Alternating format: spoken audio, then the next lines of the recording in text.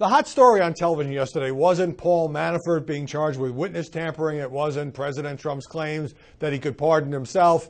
It wasn't anything to do with the Mueller investigation. It wasn't the president's latest swipe at his attorney general. It was, of course, Donald Trump disinviting the Philadelphia Eagles.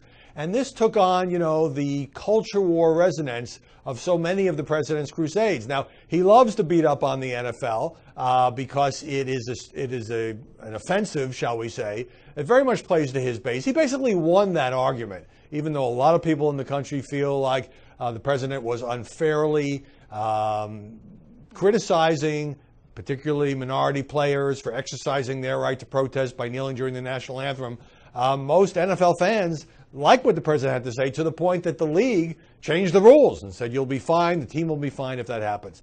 But the odd thing about this is the Eagles, in this past season, the Super Bowl champions, there wasn't a single player who kneeled in protest during the national anthem. This was something the president tweeted. Unfortunately, only a small number of players decided to come. We canceled the event. Staying in the locker room for the playing of our national anthem is as disrespectful to our country as kneeling. Sorry. But the key sentence here is only a small number of players decided to come. So this thing was snakebit from the start. As soon as the Eagles won the Super Bowl, 3 of the top players said there's no way they would join for the traditional visit to the White House.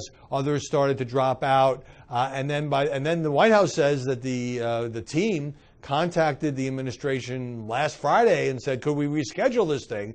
Unfortunately, they wanted to reschedule it for when the president was going to be in Singapore or otherwise out of the country. So what happened here is the president was throwing a party. He's a big football fan. He used to own a team in the old USFL.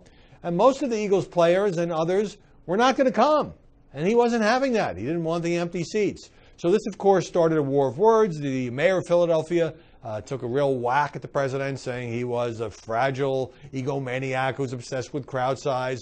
And some of the Eagles players also saying this had nothing to do with the anthem, and he's unfairly portraying them as being anti-military. So it becomes a big fight, a fight in which lots of people can participate. Now, I'm not saying the president called this audible so that he could change the subject from the Mueller investigation and other matters, but it is kind of a fringe benefit. And for a day at least, it dominated the news. It was big in Philadelphia. We're back to the culture war. I think that personally, I'm a little tired of this back and forth, but the president goes to this subject whenever he feels a need to pick a fight.